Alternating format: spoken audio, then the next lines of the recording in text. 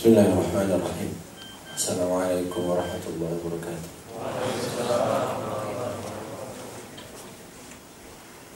Innal hamdalillah nahmaduhu wa nasta'inuhu wa nastahdihi wa nastaghfiruh. Wa na'udzu billahi min shururi anfusina wa min sayyiati a'malina. May yahdihillahu fala mudilla lahu wa may yudlilhu fala hadiya lahu.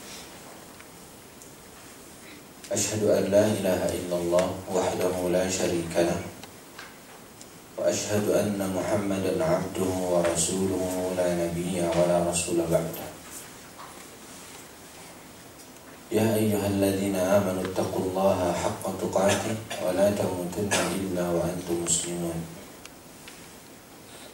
Ya ayyuhan nasu taqu rabbakum alladzi khalaqakum min nafsin wahidah وخلق منها زوجها وبث منهما رجالا كثيرا ونساء واتقوا الله الذي تساءلون به والأرحام إن الله كان عليكم رقيبا.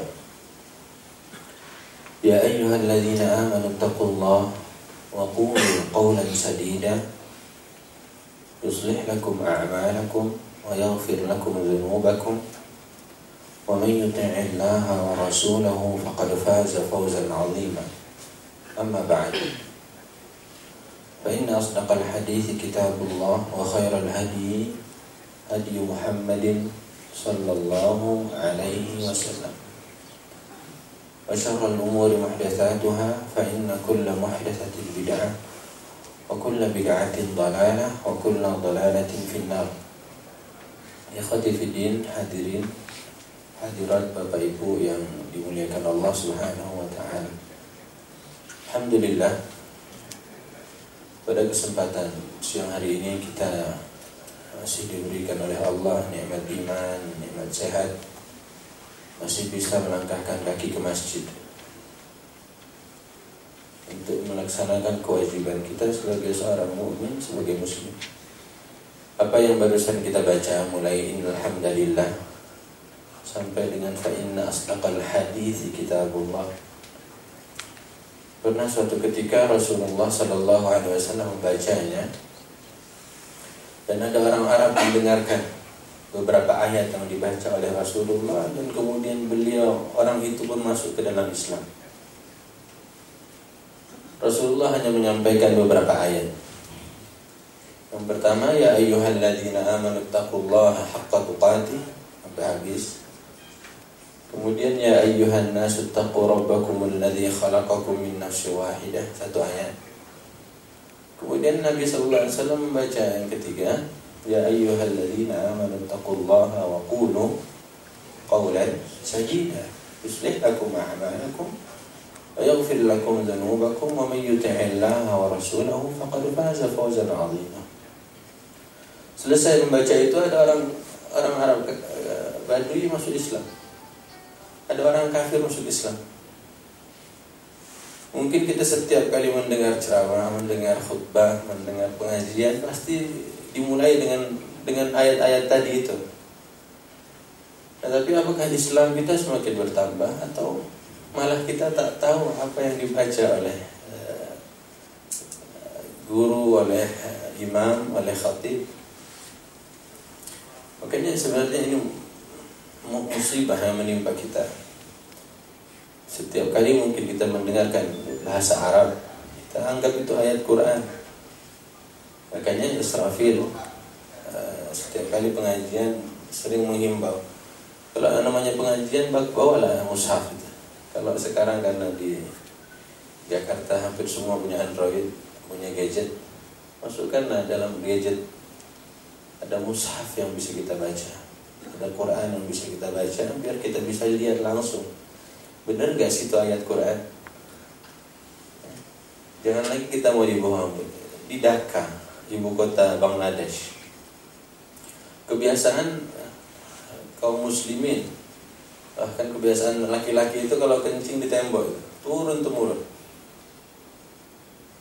Bapak-bapak atau ibu-ibu ke Pakistan ataupun ke Bangladesh ataukah ke India, itu sudah enggak aib lagi kalau kencing di tembok. Ditulisi jangan kencing di sini, tetap orang kencing di sini. Ini kemarin baru beberapa bulan yang lalu atau setahun yang lalu, Menteri Agamanya orang alim di Bangladesh melihat kok kearifan lokal kalau bahasa kita. Orang-orang itu lebih mencintai ataupun lebih respect, hormat pada tulisan berbahasa Arab. Melihat ada Quran ataupun secari kertas yang berbahasa Arab itu diambil, diagungkan, dimuliakan. Akhirnya dicoba, benar. Malam hari semua temboknya itu dicat, ditulis mamnu' tabawul huna pakai bahasa Arab. Sama aja dilarang kencing di sini, tapi pakai khat bahasa Arab. Besoknya semua ketakutan melihatnya. Mau kencing di tembok ada ayat Quran, malah dia dipegang temboknya diusut. Karena menyangka apa? Itu tulisan Quran. Kalaupun kita tulis berbahasa Arab mungkin engkau keledai, dia tak paham juga karena berbahasa Arab. Itu mungkin juga kita. Alhamdulillah. Kita setiap kali mendengar ada bacaan, Masya Allah, sepertinya bahasa Arab, kita amin amin. Sepertinya itu Quran. Kita tidak mau lagi seperti itu. Kalau memang disebut ada ayatnya begini, ayatnya sekian, itu lihat langsung. Oh, ayat berapa Pak Ustaz? Surah apa? Supaya kita lagi tak menjadi orang-orang yang na'udzubillah bisa dibodohi.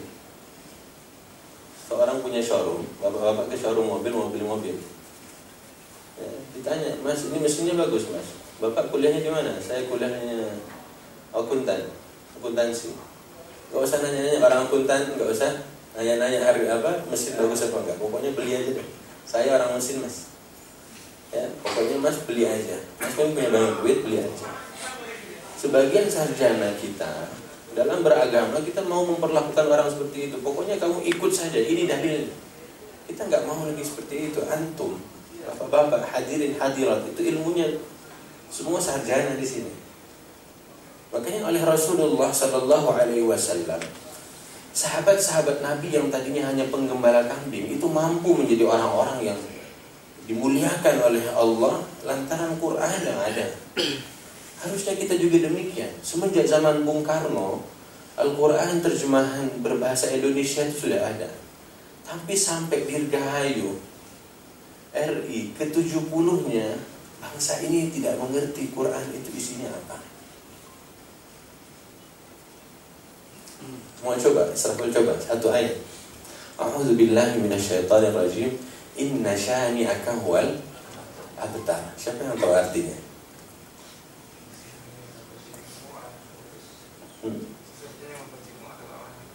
Sesungguhnya orang yang membencimu orang yang terputus. Ada yang lain?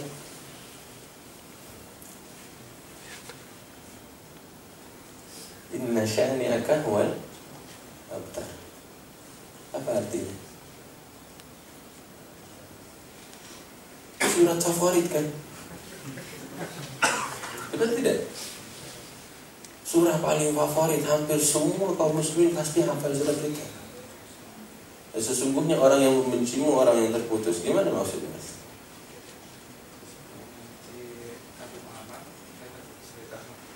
Orang yang membenci Nabi Muhammad dia terputus dari rahmat. Bagus. Inilah buktinya.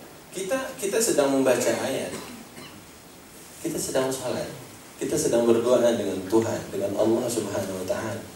Tapi kita tak paham apa yang kita sampaikan pada Allah.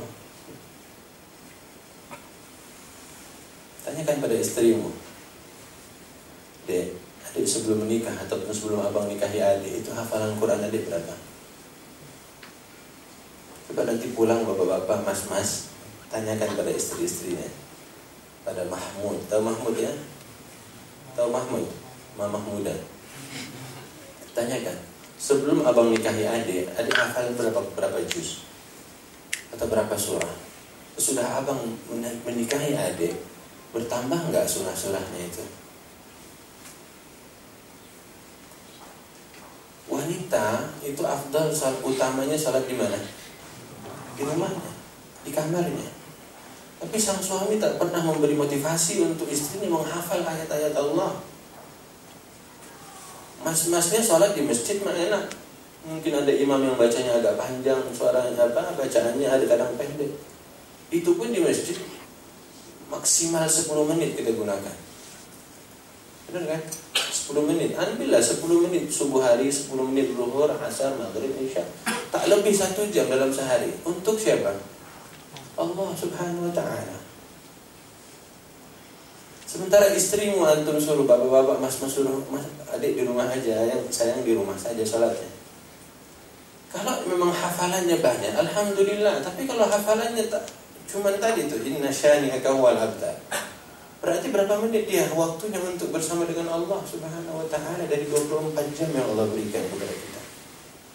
Kadang malu. Nah, ini semua motivasi. Ingin menjadi lebih baik. Makanya Rasulullah sallallahu alaihi wasallam itu bersabar 23 tahun menerima wahyu dari Allah. Kita hampir setiap hari mendengarkan pengajian, tapi wallahu a'lam apakah nempel atau enggak kita enggak tahu. Hanya kita yang bisa menjawab itu. Rasulullah tak pernah mereka, ya Allah aku ingin wahyu kau turunkan. Tak pernah begitu Rasulullah SAW. Tapi Rasulullah menerima apa adanya. Allah berikan Iqra 5 ayat, Rasulullah pelajari, Rasulullah tadabburi semuanya itu. Kemudian Allah turunkan lagi Al-Mudaththir, Al-Muzammil, dipelajari, direnungkan, dihayati oleh Rasul sallallahu alaihi wasallam sampai menemukan sesuatu pada ayat-ayat itu. Yang membuat Rasulullah sallallahu alaihi wasallam mampu bangkit menjadi orang manusia yang luar biasa. Yang tadinya bangsa Arab itu tak ada yang kenal. Nah, kita juga 70 tahun dirgahayu RI Republik Indonesia ini. Tapi Quran itu kemana dari anak-anak kita? Bahkan jangankan dari anak, dari kita sendiri. Tapi kita akan membaca beberapa ayat dari suratul Kahfi sebagai muqaddimah. Kita buka, yang punya gadget kita buka surah Al-Kahfi. Surah keberapa Al-Kahfi? 14.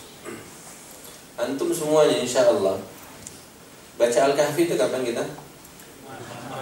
Malam Jumat, benar ya?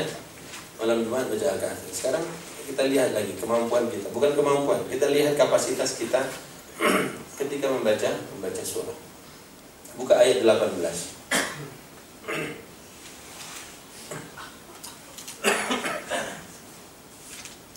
A'udzu billahi minasy syaithanir rajim. Wa tahsabuhum ayqadhan wa hum ruqudun wa nuqallibuhum dhatal yamini wa dhatal shimali wa kalbuhum basitun dhira'ayhi bil wasid. Law ittala'ta 'alayhim lawallaita minhum firaran wa lawli'ta minhum ru'ba. Ayat 18 surah ke-18. Siapa yang membaca terjemahnya? Bismillah.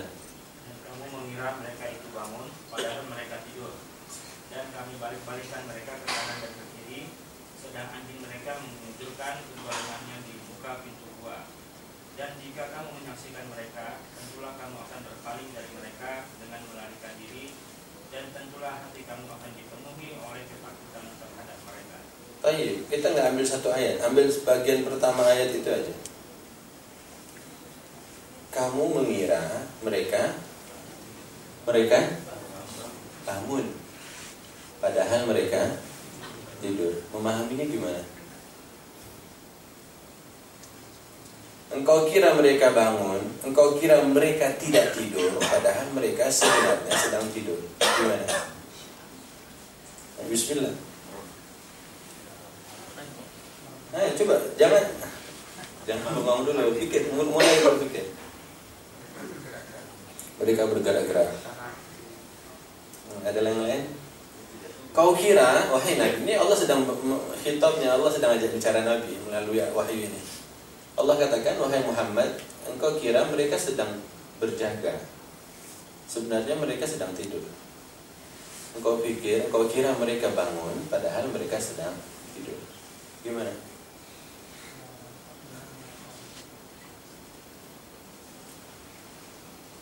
Nah, bismillah.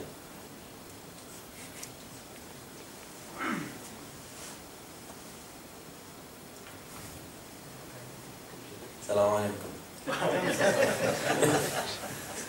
Ini bangun apa lagi tidur? Hah? Lagi bangun apa lagi tidur ya?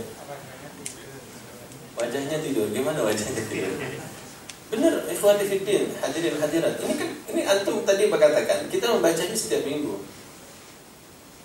Kalau ada yang baca Yasin setiap minggu, nanti selalu tanya dari surat Yasin beberapa ayat. Oke, Al-Kahfi ini 110 ayat. Ini ayat 18 kita udah stuck di situ. Ini gue ngerti gak sih baca tiap minggu? Ya kan gitu. Kalau kita bicara dengan istri atau dengan pasangan kita, I love you, aku cinta kamu, tapi setiap hari diulang. Tanya, Mas paham gak sih? Mas ngomongin cinta tapi aku gak merasa kalau Mas cinta aku. Ya, kita baca Al-Kahfi. Sebenarnya Al-Kahfi itu dibaca untuk apa sih? Kan gitu. Saya baca, tapi saya nggak paham. Makanya Al-Hasan Al-Basri, Imam Tabi'in, salah seorang imam di zaman tabi'in mengatakan, bagaimana mungkin hatimu raqqaq qalbak, hatimu lunak, hatimu lembut. Setiap kali engkau membaca surah, yang difikirkan itu akhir ayat, akhir surat. Baca Alif Lam Mim, dzalikal kitabu la raiba fihi, hudan lil muttaqin. Tapi dalam benaknya, Rabbana la tu'akhidna in nasina aw akhtana. Rabbana wa la tahmil alaina. Itu ayat berapa Al-Baqarah? Ayat terakhir Al-Baqarah. Dilihat Al-Baqarah baca, Allah masih 20 lembar lagi. Kalau model bacaan kita setiap baca Quran menghitung berapa lembar, baca Al-Kahfi, ya Allah masih 2 lembar, masih 3 lembar. Kalau model kita seperti itu, Al-Hasan Basri mengatakan, tak mungkin hatimu menjadi lembut, tak mungkin. Bagaimana mungkin hatimu menjadi lembut, menjadi lunak, sementara setiap ngaji yang dipikirin itu kejar target. Kayak Ramadan lah, Ramadan ketemu Ramadan, Ramadan ketemu Ramadan, apa yang nempel dalam diri ini? Hilang, begitu saja. Coba perhatikan Rasul sallallahu alaihi wasallam, Ibnu Abbas mengatakan, setiap malam Ramadan, layali Ramadan, ya, Jibril alaihi salam datang mengajarkan Rasulullah sallallahu alaihi wasallam Quran, mendengarkan Quran dan belajar Quran setiap malam Ramadan. Kenapa Rasulullah memaksimalkan malam Ramadan? Karena di bulan Ramadan, bulan yang kata Allah semua pintu surga Allah buka, semua pintu neraka Allah tutup, dan syaitan dibelenggu. Ketika syaitan dibelenggu oleh Rasulullah, digunakan sebulan maksimal untuk apa? Belajar Quran di malam harinya. Terbukti apa? 11 bulan Rasulullah mampu menghadapinya. Kita 11 bulan belajar, tapi syaitan gentayangan di mana-mana. Belajar hari ini nanti lupa, hafal hari ini nanti gak ingat lagi. Terbukti datang Ramadan, buka puasa udah habis semua itu. Bangun tarawih mikir lagi, habis tarawih kalau tadarus alhamdulillah, kalau nggak tadarus tidur. Bangun lagi nanti sahur. Ya, coba kembali ke ayat. Bagaimana memahami ayat ini? Ini baru beberapa penggalan ayat. Engkau kira mereka, makanya serius gak sih baca Al-Kahfi itu? Baca doang. Terus apa yang diinginkan? Mulai, makanya kenapa dengan tadabbur? Tadabbur itu minimal ada 4 ayat. Jadi orang yang tidak mentadabburi Quran hanya orang kafir dan orang munafik. Mereka tak mampu. Sekarang tinggal kita orang mukmin. Makanya ada orang mukmin, ada kafir, ada munafik. Oleh Allah munafik dan kafir ini tidak mungkin lagi mentadabburi Quran. Tinggal yang si mukmin ini. Ketika mukmin tidak mau mentadabburi Quran atau tidak bisa mentadabburi Al-Quran, ayat-ayat Quran, tinggal pilih mau seperti orang munafik ataukah seperti orang kafir. Orang kafir tidak mampu karena disibukkan dengan dunia. Orang munafik tidak mampu karena hatinya sakit, karena ada penyakit dalam hatinya. Sekarang saya, karena disibukkan oleh dunia, saya tidak mampu, tidak bisa memberikan waktu untuk mentadabburi ayat-ayat Allah. Ataukah karena hatiku ini sudah mati atau sakit, atau ada gembok yang mengunci. Tinggal pilih 2 ini. Kalau benar kita orang mukmin, pasti kita bisa mentadabburi ayat Allah Subhanahu wa taala. Itu yang Allah inginkan. 20 tahun kita membaca Quran, 30 tahun, bahkan 25 tahun, bahkan mungkin 8 tahun. Ayat mana yang pernah membuat saya terkesima? Ayat apa yang pernah membuat saya tersungkur, sujud, menangis, mencucurkan air mata, bercucuran air mata saya? Ayat mana? Bacalah Quran. Ketika Allah bercerita tentang orang-orang pendeta-pendeta, rahib-rahib yang mendengarkan bacaan Quran Rasulullah SAW, mereka bercucuran air mata. Karena mereka faham ini kebenaran dari Tuhan Allah Subhanahu wa ta'ala. Di mana kita selama ini? Membaca penggalan ayat ini kita belum ngerti. Ayo kita baca, lihat ayat sebelumnya. Pada ayat ke-11 kata Allah, "A'udzu billahi minasyaitonir rajim, fadarabna 'ala adanihim fil kahfi sinina 'adadan." Apa artinya? Maka kami tutup telinga mereka beberapa tahun dalam gua itu. Maka kami tutup telinga mereka beberapa tahun di dalam gua. Untuk apa sih ditutup telinganya?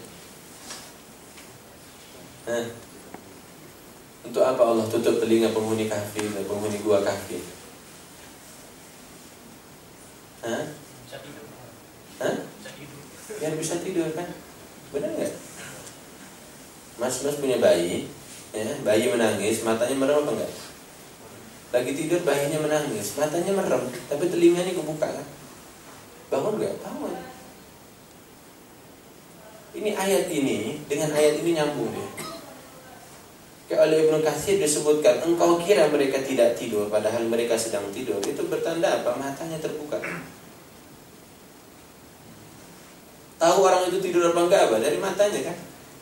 Kalau udah gini tidur. Kalau matanya terbuka berarti enggak tidur. Makanya Allah Subhanahu wa taala sebutkan, penghuni kahfi itu Allah tutup telinganya biar bisa tidur. Bertahun-tahun lama ini dalam gua tetap tidur nyenyak mereka. Kenapa? Karena telinganya ditutup. Kenapa Allah Subhanahu wa taala sebutkan kalau engkau melihat mereka itu sepertinya orang yang tidak tidur padahal mereka tidur? Karena matanya terbuka. Kira-kira untuk apa Allah berikan dua itu? Allah tutup telinga mereka dan Allah bukakan matanya saat tidurnya. Kenapa? Karena permohonan permintaannya juga permintaan mereka. Baca ayat sebelumnya. Allah sebutkan pada ayat 9. A'udzu billahi minasyaitonir rajim.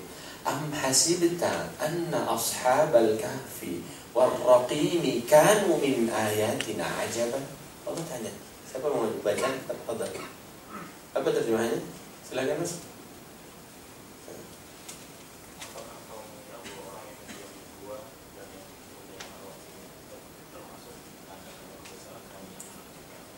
Allah tanya dulu. Kalian percaya nggak sih cerita Ashabul Kahfi ini cerita yang sesuatu banget? Allah tanya, kalian tahu nggak, sadar tidak, ini cerita Ashabul Kahfi ini pertanda Allah itu Maha Kuasa. Ini salah satu yang menakjubkan. Kalau kalian tahu, Allah sebut. Kalau kita hanya mengerti 9 keajaiban dunia, cerita Ashabul Kahfi yang ke-10. Karena Allah tantang dulu di awal ayat ke-9. Apakah kau mengira wahai Muhammad kisah Ashabul Kahfi ini, War-Raqim dan batu bertulis itu di antara tanda-tanda kekuasaan Allah yang menakjubkan kamu? Jawab itu dulu, baru kau lanjutkan ayatnya. Kalau kita tak menganggap ini sesuatu yang menakjubkan, kita tak akan temukan jawabannya. Karena di awal sudah ada tantangan. Setiap tantangan itu pasti ada berikutnya kan? Ini Allah tantang. Kalau kita tidak menganggap ini surah yang tidak penting untuk kita, untuk apa kita baca? Kalau tak paham juga, ya adalah baca itu berpahala tentunya. Bukan tidak boleh baca, silahkan baca. Tapi untuk apa kalau bacanya cuma baca doang? Oke, kalau antum sudah jawab pertanyaan ayat Allah, ayat ke-9 itu, antum akan temukan, kita akan menemukan sesungguhnya Al-Kahfi itu surah yang luar biasa dan pantas saja diperintahkan oleh Rasulullah agar dibaca setiap minggu, setiap Jumat. Sekiranya kalian memahami. Jadi semakin tertarik kita untuk melanjutkan bacaan Al-Kahfi, tidak hanya ngejar target. Kenapa? Karena ini sesuatu yang ajaib. Mereka hanya meminta. Mereka ketika masuk ke dalam gua, apa yang mereka minta? Ayat sesudahnya, ayat ke-10. Id awal fityatu ilal kahfi faqalu rabbana atina min ladunka rahmatan wa hayyi' lana min amrina rasyada. Ketika mereka masuk ke dalam gua, berlindung di dalam gua, yang pertama kali mereka minta, ya Allah berikan rahmat untuk kami. Apapun juga bentuk rahmat itu, dan siapkan untuk kami solusi dari segala problem yang kami hadapi. Maka oleh para ulama disebutlah Al-Kahfi itu diumpamakan dunia ini. Memasuki dunia ini, ya, Seperti kalian memasuki Al-Kahfi itu. Di dalamnya banyak hal. Makanya siapapun yang membaca Al-Kahfi, kata Rasulullah, dalam 1 minggu dia diterangi oleh cahaya. Seminggu diterangi cahaya. Jadi berarti apa? Center kita itu ya Al-Kahfi. Ngecasnya ya baca Al-Kahfi. Selama apa? Selama seminggu kita hidup di dunia. Buktinya ketika mereka berlindung, mereka minta pertama kali rahmat. Itu yang mereka inginkan. Bukan ya Allah aku pengen dunia, enggak. Tapi ya Allah aku kepingin rahmat. Sama antum masuk masjid, masuk rumah Allah itu bacanya apa? Allahumma ftahli abwaaba rahmatika. Ya Allah bukakan untukku pintu-pintu rahmatmu. Padahal kita masuk dalam masjid. Dalam rumah Allah ada apa? Dalam rumah Allah ada bensin? Enggak ada. Ada mobil di sini? Enggak ada. Adanya antum ini, hamba-hamba Allah. Tapi kita masuk ini mintanya ya Allah bukakan pintu rahmatmu. Padahal kita masuk masjid, cuma sholat doang. Di mana rahmat Allah? Justru di sini antum mendapatkan ketenangan. Sama, masuk ke dalam gua, mereka minta rahmat Allah. Coba kita masuk ke dunia ini, kita minta ya Allah aku ingin rahmatmu. Allah berikan. Detailnya Allah sebutkan. Tak percaya ayat sesudahnya tadi. Kata Allah persis ayat 11-nya, kata Allah kami tutup telinganya. Itu yang pertama kali sesudah doa tadi. Berarti apa? Itu rahmat Allah Subhanahu wa taala. Sadar enggak sih kita pulang kantor ya, sudah selesai Isya semuanya tadi, mungkin sholatnya di jalan ya, di masjid, di tol, sampai rumah itu mandi langsung istirahat, langsung bobo. Coba pengen tidur tapi tak ditutup pendengaran kita oleh Allah. Bisa tidur? Enggak bisa. Ketahuilah Allah berikan rahmat terbaik untukmu apa? Pendengaranmu ditutup oleh Allah agar supaya kau tidur. Itu setiap hari. Sadar gak sih itu rahmat dari Allah? Coba siapa yang di kantor budak kupingnya? Gak enak banget kalau budak kupingnya. Kamu ngomong apa barusan? Sebentar mas, aku lagi budak mas, lagi ada trouble di kuping aku. Ini Allah. Makanya kita jangan menganggap yang namanya rahmat Allah itu hanya fulus, hanya pendengaranmu ditutup oleh Allah ketika tidur. Itu rahmat Allah yang tak bisa dibeli oleh siapapun juga. Dokter bisa suntikan sesuatu agar supaya budekmu hilang, tapi ditanya kapan, nggak tahu kapan. Kapan bisa sembuhnya dok? Wallahu a'lam. Ketahuilah Allah tutup pendengaranmu ketika tidur. Itu rahmat. Tapi Allah tak pernah minta. Antum pengen tidur, bunyi mercon, jeder. Bisa tidur? Nggak bisa tidur. Antum kepingin tidur, tapi bayi menangis. Allah buka itu kupingnya. Tak bisa tidur. Suara televisi tetangga, nggak bisa tidur. Kenapa? Karena pendengaran.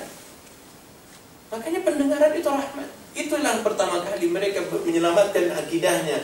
Bersembunyi di dalam gua, mereka minta rahmat. Ketika masuk ke dalam gua, Allah persis katakan kami tutup kupingnya bertahun-tahun lamanya di dalam gua itu. Allah. Pernah Allah menuntut itu? Mungkin kita tak sadar selama ini. Ternyata itu rahmat dari Allah Subhanahu wa taala. Berikutnya kata Allah, "Tsumma ba'atsnahum lina'lama ayyul hizbayn ahsa lima labithu amada." Apa artinya? Ayat ke-12. Kemudian kami bangunkan mereka agar kami mengetahui manakah di antara kedua golongan itu yang lebih tepat dalam menghitung berapa lama mereka tinggal dalam gua. Siapa yang tahu tadi malam tidur berapa jam? Kita cuma tahu kedokteran mengatakan 8 jam. Benar kan? Ilmu kesehatan mengatakan tidur terbaik, tidur sehat 8 jam satu hari. Tapi kalau ditanya berapa jam, mungkin bisa dijawab sekitar sekian. Tahu berapa menit? Wallahu a'lam. Tahu detiknya? Nggak ngerti. Antum kalau di apa namanya? Dicek keuangan antum, siapa yang bagian bendahara? Kurang 1 rupiah dituntut ya? Dituntut 1 rupiah. Kurang 1 rupiah hitungan kita itu dituntut oleh manusia. Tapi Allah tak pernah menuntut. Allah sebutkan kami ingin tes siapa yang paling mengerti hitungan, siapa yang paling akurat tentang tidurnya. Allah sebut. Ternyata tak ada satupun yang bisa menentukan akurasi tidur apa, jam tidurnya tadi malam. Tapi Allah tuntut itu. Sekali saja Allah minta, ya Allah kok ribet banget sih ya Allah. Yang penting kan gue udah tidur. minta kan? Sekali aja. Dek, tadi malam tidur jam berapa? Tadi malam pulang jam berapa? Jam 12 berapa menit? Berapa menit ya Pak? Aku lupa deh Pak. Ya udah Papa gak usah nanya lagi dah. Papa mau nanya 12 berapa menit kamu nyampe tadi malam? Stres gak? Stres. Kita tahu gak itu rahmat Allah? Akurasi tidur kita tadi malam itu sebenarnya rahmat dari Allah. Allah tak tuntut.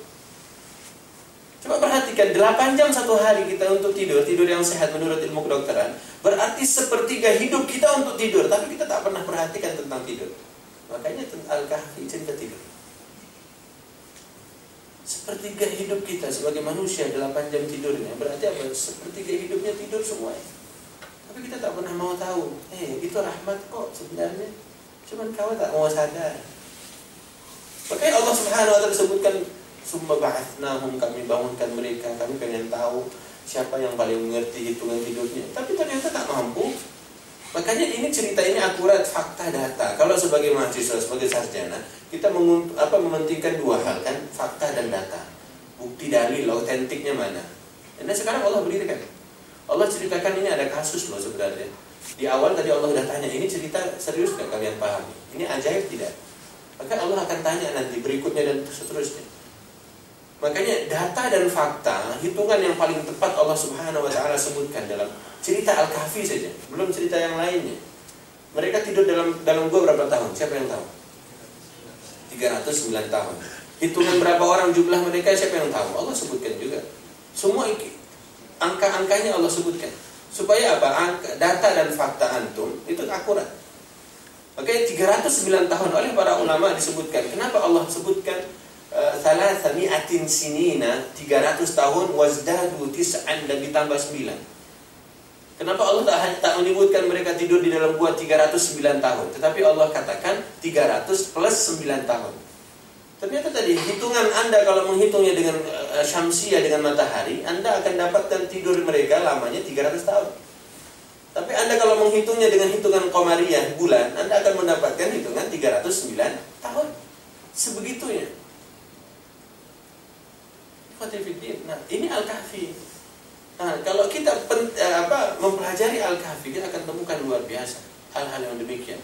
Baik, kita loncat ayat sesudahnya. Kita bolak-balik di beberapa ayat Al-Kahfi. Ayat 17. Ini ayat 17 menarik. Wa tarasy-syamsa idza tala'at tazawaru 'an kahfihim dzatal yamin.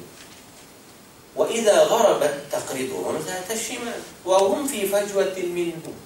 Dzalika min ayatillah. Apa artinya? Ada yang mau baca? Dan kamu akan melihat matahari ketika terbit, condong dari gua mereka ke sebelah kanan. Dan bila matahari terbenam menjauhi mereka ke sebelah kiri, sedang mereka berada dalam tempat yang luas dalam gua itu. Kemudian? Itu adalah sebagian dari tanda-tanda kebesaran Allah. Sudah, stop. Kalau matahari di sana, maksudnya dari mana? Kanan ini. Cahaya matahari terbit misalnya di sana terbit, contoh. Cahayanya masuk dari mana? Dari sana juga kan? Oke, fair. Kalau matahari terbenamnya di situ, cahayanya masuk dari mana? Di sebelah kiri. Allah sebutkan begitu. Ketika terbit cahayanya masuk dari sebelah kanan. Ketika terbenam cahayanya masuk dari sebelah kiri. Posisi penghuni gua kahfi itu, pemuda kahfi itu ada di tengah-tengahnya. Di tengah-tengah gua. Allah sebutkan yang demikian itu di antara tanda kekuasaan Allah. Di mana letak kekuasaan Allah pada cerita ini? Ketika terbit, cahayanya masuk dari sebelah kanan. Ketika terbenam, cahayanya masuk dari sebelah kiri. Penghuni gua kahfi itu ada di tengah-tengah gua. Yang demikian itu menunjukkan tanda kekuasaan Allah Subhanahu wa ta'ala. Dzalika min ayatillah, kata Allah. Di mana letak kekuasaan Allah pada cerita ini? Terkena sinar pada sisi yang seimbang. 309 tahun mereka tidur di dalam gua, cukup cahaya matahari pagi dan cahaya matahari sore, mereka sehat walafiat. Kita tak pernah sadar itu. Tidak mau sebutkan. Mereka makan, nggak ada yang makanan selama 300 tahun.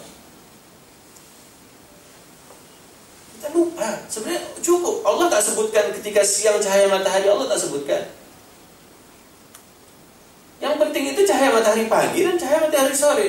Ketika Anda pulang dari masjid, Anda di waktu duha atau di waktu syuruk, Anda akan dapatkan cahaya itu. Ketika menuju ke masjid di waktu maghrib, Anda akan dapatkan cahaya terbenamnya. Dan itu baik untukmu sebenarnya. Kesehatanmu. Ini ilmu ini ada dalam suratul Kahfi. Ini bukan milik orang kafir, ini milik umat Islam. Dan mereka, kenapa Allah sebutkan dan mereka ada persis di tengah-tengah gua? Karena pas. Luas gua itu. Tak perlu banyak sebenarnya konsumsi cahaya matahari, vitamin ini A, B, C, D-nya, terserah kalian lah. Silahkan ilmunya dielabor lagi. Tapi beginilah Quran bercerita. Makanya Allah tanyakan tadi di awal, ini cerita ini menakjubkan tidak untuk kalian? Maka itulah pentingnya kenapa? Contoh Al-Kahfi kenapa kita ambil? Karena Al-Kahfi itu setiap minggu kita ulang-ulang. Ikhwati fiddin rahimakumullah. Ayo bismillah. Yang seperti ini jangan cuma 1-2 orang yang menemukan. Antum semua harus temukan yang begini dari bacaan kita itu. Supaya apa? Kita menjadi umat yang mulia, umat Iqra. Kita ini mendapatkan wahyu Iqra, baca. Tapi kita nggak mau Iqra. Kita biarkan orang Jepang suka membaca, orang bule-bule itu hobi membaca, di pesawat dia suka baca. Kita kan punya Al-Quran. Siapa yang sudah mengkhatamkan terjemahan Al-Quran semuanya? 30 juz. Ayolah sebentar lagi Ramadan. Bertekad, berazam, siapkan untuk semuanya itu. Ya Allah, sekali saja seumur hidupku, sebelum aku bertemu dengan Engkau, aku sudah memahami semua message-message yang Engkau berikan pada kami. Sebanyak 6.236 ayat. Bapak-bapak punya grup di WhatsApp, 2 hari absen nggak buka WhatsApp, sekali buka berapa itu? Berapa pesan yang tak terbaca? Berarti sama aja dengan Quran. 6.236 ayat, tapi belum kita baca. Kalaupun kita baca, kita nggak paham yang kita baca. Walaikumsalam. Semoga yang demikian membuat Israfil hanya bisa memberikan beberapa kunci-kunci atau hanya bisa membuat termotivasi untuk melanjutkan tadabbur tentang suratul Kahfi ini. Masih banyak tentunya dalam suratul Kahfi, dalam surah yang lain-lainnya, sampai Quran seluruhnya. Sebelum kita tutup, kita buka surah apa? Surah apa? An-Naml, Yasin. Oke, buka surat Yasin. Kita buka surat Yasin. Mau Yasin kita buka. Yuk buka surat Yasin. Surat keberapa Yasin? 30. Papernya. Buka ayat 20.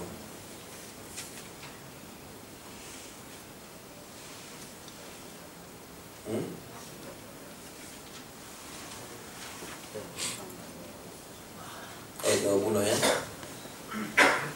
A'udzu billahi minasyaitonir rajim. Wa jaa'a min aqsal madinati rajulun yas'a qala ya qaumi ittabi'ul mursalin. Apa artinya?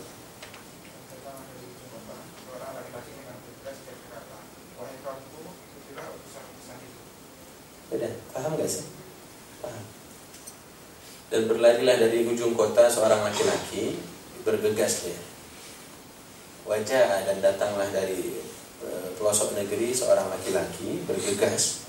Dia mengatakan ikutilah para rasul. Paham gak sih ayatnya? Yang suka baca Yasin paham gak cerita itu? Ada cowok berusaha lari-lari ke pintu itu. Semua pada tuh ikutin tuh orang. Udah selesai. Paham gak? Gak paham kan? Allah sebutkan itu. Datang seorang laki-laki dari pinggir kota. Dia datang ke kota, dia katakan, hei semuanya ikutin Rasul itu. Yang begini kok Allah abadikan dalam Quran. Kenapa Allah abadikan yang seperti ini? Ada bos. Tadi pagi gue itu karyawan gue lari-lari di pintu depan, di lobi. Pas datang dia bilang, ikut, lu mau makan?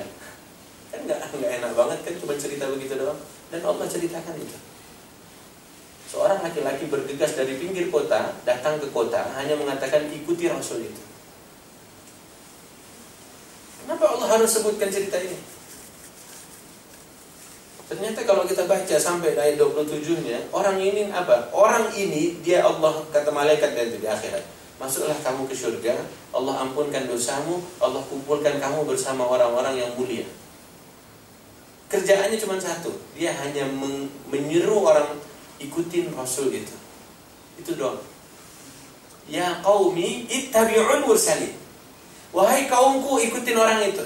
Dia ini bukan siapa-siapa, Allah tak sebut namanya, Allah tak sebut dia di mana, Allah tak sebut dari kota apa. Pokoknya dia dari pinggir kota, dia berlari, bergegas datang, cuma nyebutin apa? Hei semuanya ikutin orang itu. Cuman itu kerjaannya. Dan Allah abadikan sampai detik ini dalam surat Yasin. Kita mungkin udah lewat. Apa yang dikerjakan oleh fulan ini mungkin sudah kita lakukan. Kita broadcast ada pengajian hari ini, kan sama kan? Ayo hadir ke pengajian, padahal dia nggak datang. Bener, ini. Tapi kalau antum coba baca nanti ayat 26, 27, 28-nya itu, kata malaikat, masuklah kamu ke dalam surga. Dia sendiri bengong. Loh, kok aku masuk ke surga? Nah, amalannya itu sepele terlihat, simple sebenarnya. Tapi Allah tak pernah menyepelekan yang namanya amal baik, amal saleh. Jadi bismillah. Coba nanti antum teman-teman ikhwatifiddin, mbak-mbaknya, mas-masnya baca tafsir. Itu luar biasa. Yang dilakukan hanya menyeru orang ikutin Rasul itu. Gitu loh. Tapi diampunkan dosanya, dimasukkan ke dalam surga, dipersilahkan oleh malaikat dan diletakkan di tempat orang-orang yang minal mukramin, yang mulia di surganya Allah. Hanya cuma satu hal. Kita bisa berbuat lebih, tentu antum bisa lebih. Ini cuma broadcast doang, gua mah datang. Begitu, betul nggak? Itu justru apa? Justru menyepelekan manusia, meremehkan orang. Meremehkan orang itu nggak masuk surga kan? Kata Nabi. Kan nggak boleh ngeremehin orang lain. Lu cuma datang tapi nggak paham, nggak boleh juga. Nama itu bilang tadi. Ayo bismillah. Ini belum apa-apa ini masih mukaddimah saja. Kalau memang mau tadabbur Quran ini masih mukaddimah kita ini. Kita masih pemula tentunya, Hafil masih pemula. Tapi tadi, ketika antum menemukan sesuatu dari ayat yang kita baca, kita sedang berduaan dengan Allah Subhanahu Wa Taala. Kayak Rasulullah itu setiap gundah, setiap hatinya nggak tenang, nggak enak banget, itu Rasulullah ngapain? Ganti status, enggak kan? ATM gue hilang, gue baru tabrakan, alhamdulillah, gue baru sholat. La haula wala quwwata illa billah. Rasulullah itu enggak pernah curhat ke manusia, enggak pernah. Tapi kata para sahabat, fazi'a ila shalah, kata Abu Hurairah, setiap kali ingin sesuatu Rasulullah itu salat. Kenapa? Karena dia curhatnya hanya pada Allah Subhanahu wa taala. Kita kapan?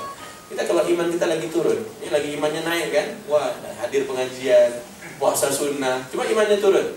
Ke bioskop, ya kan? Nonton, ke kafenya kan? Rasulullah itu kalau bahasa mudahnya lah, lagi gundah, lagi banyak problem, dia langsung sholat. Itu Rasul, fazi'a ila sholat. Kenapa? Karena dia tahu tempat curhatnya hanya Allah. Nah, coba kita temukan itu. Jangan justru iman kita lagi down, kita lagi nggak enak hati, justru ada gue nonton dan malas semuanya malah nonton. Iya tambah, setannya tidak datang. Coba ketika lagi down, langsung sholat. Itu Rasulullah SAW. Itu Rasulullah begitu. Tidak mampu sholat, sabar. Kalau lu cuma sabar doang, nggak dapat apa-apa, itu kalau kita kan. Tapi kata Allah, innama yuwaffas sabirun ajrahum bighairi hisab. Justru sabarmu itu adalah sesuatu bagi Allah. Cuma sabar doang, move on dong, ya kan? Nggak ada begitu dalam Quran. Justru sabarmu itu bagi Allah sesuatu. Allah membalas orang-orang yang sabar, pahalanya nggak tanggung-tanggung, kata Allah. Justru sabarmu itu sebentar di dunia ini Allah akan balas. Kita pikir apa? Sabar doang, bergerak doang, lakukan sesuatu dong. Justru sabar itu oleh Allah dalam Quran pahalanya nggak tanggung-tanggung. Tapi karena paham Quran dia tenang-tenang aja. Mau digodain, mau diapain pun silahkan. Allahu a'lam bishawab. Semoga apa yang Serabun sampaikan bermanfaat. Menggugah sedikit lah. Serabun hanya bisa menyentuh sedikit hati teman-teman yang dimudahkan Allah SWT. Semoga pertemuan ini mungkin yang turun sakinah di dalamnya. Makanya yang seperti ini kata Nabi, Allah turunkan sakinah, ketenangan. Maka syukuri nikmat-nikmat ini. Antum hadir di majlis seperti ini, Allah ampunkan dosa. Jangan kita anggap nggak ada apa-apanya hadir dulu di majlis ini. Ya, kemudian usahakan setiap antum pengajian bawalah mushaf. Kalaupun tidak, bawa gadget antum itu. Supaya kita tak mau lagi dibohongi. Itu akuntan, gua mesin. Lu nggak usah bicara mesin. Jangan lagi begitu. Saya ustaz, kamu hanya pejabat. Kalau bicara agama bagian saya. Jangan lagi. Kita semua punya Quran kan. Allah berikan Quran untuk ustaz doang atau untuk kita semuanya? Antum semuanya. Bismillah. Coba semuanya bergerak menggunakan ayat-ayat Allah, menggunakan hukum-hukum Allah, Quran. Law yang Allah punya itu. Wah, keren Indonesia ini. Tapi terbukti kita tak mampu 70 tahun Quran terjemahan bahasa Indonesia, terbitan Departemen Agama, kita tak mampu untuk menyerapnya. Akhirnya apa? Umat ini tak mengerti apa itu kitab suci. Makanya Allah marah. Kata Allah, jangan sampai terulang lagi seperti yang Allah pernah berikan Taurat, Injil. Tenggang waktunya panjang, hatinya semakin keras. Orang Nasrani, orang Yahudi. Kita juga na'udzubillah, kalau demikian kata Allah, hancur kami. Ikhwati, bangkitlah. Mulailah membaca Quran. Waktumu di depan kantor, di meja kantor itu. Mungkin lebih banyak antum melihat wajah teman antum sekantor daripada wajah istrinya di rumah. Wajah istri 8 jam antum tidur. Di kantor teman depan meja antum itu 8 jam sehari, ya kan? Benar nggak? 8 jam di kantor melihat temannya, 8 jam di rumah nggak lihat istrinya. Hasilnya enak teman-temannya, lihat namanya di tiap hari. Tapi pernahkah kita mendakwahi dia? Ayo ikutin pengajian, ikuti Rasul. Antum melakukan sekali saja. Ingatlah ceritanya. Malaikat katakan silakan masuk, dosamu diampunkan. Apalagi sekiranya kaumku mengetahui, kata Allah, engkau di tempat orang-orang yang mulia. Itu di kantor. Kalau di rumah antum aja istri. Neng, dek, hafal Quran ya. Jangan kalau hafalanmu sesudah abang menikah dengan menikahimu tak tambah-tambah, abang pengen kau tambah hafalanmu. Nanti abang pulang kantor abang mau dengar. Gitu enggak? Ini hafalannya inna atau inna tapi tak tahu artinya. Alhamdulillah. Ya. Oke, jangan malas menuntut ilmu. Ingat pesan Imam Syafi'i, kalau antum tetap malas menuntut ilmu, maka takdir dibagi 4 kali. Jangan bukan Allahu Akbar, bukan, tapi begini, Allahu Akbar, Allahu Akbar, Allahu Akbar, Allahu Akbar, Assalamualaikum. Apa itu namanya? Salat jenazah. Benar, takbirnya 4 kali aja. Bukan Allahu Akbar, kalau itu bisa lebih. Kalau tetap malas menuntut ilmu, ada Al-Quran ada di depan mata kita. Itu Imam Syafi'i, nasihatnya demikian. Aku qouli hadza, mohon maaf atas segala kekurangannya. Astaghfirullahaladzim wa lakum. Berbanyak istighfar. Kita tahu kita banyak salah sebenarnya. Doa Nabi Adam apa? Rabbana walamna. Doa ayah kita itu kita amalkan coba. Jangan lupa doa itu. Memang kita zalim sebenarnya. Banyak hal yang kita tinggalkan dan terlewatkan. Rabbana walamna anfusana wa illam taghfir lana wa tarhamna lanakunanna minal khasirin. Rabbana atina fid dunya hasanah wa fil akhirati hasanah wa qina adzabannar. Subhanakallahumma wa bihamdika asyhadu an la ilaha illa anta astaghfiruka wa atubu ilaik. Wabillahi taufiq wal hidayah. Assalamualaikum warahmatullahi wabarakatuh.